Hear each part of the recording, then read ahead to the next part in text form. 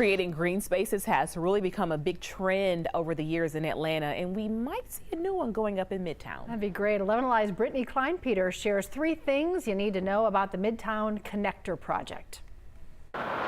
Supporters of the 25-acre proposed green space are hoping to convert this into this. The Midtown Connector Project Foundation says the park would essentially sit above the area from 10th Street to North Avenue and transform the spot to resemble this. So we know 2 of your top questions. How much is it going to cost and who's going to pay for it?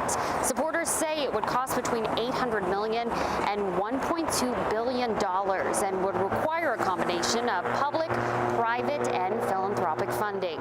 Well, what about the benefits? Organizers say it would reconnect the east and west sides of Midtown, improve traffic, provide a space for walkers and bicyclists, and even offer environmental benefits like stormwater retention. We've seen more and more projects like this pop up across Atlanta. One of the leaders of the project, Paul Morris, who helped oversee the Beltline construction, turning it into a popular destination for residents and tourists. Organizers say Midtown's plans were modeled after similar projects in Dallas and Chicago. As far as next steps for the project, MCP Foundation say they're planning to hold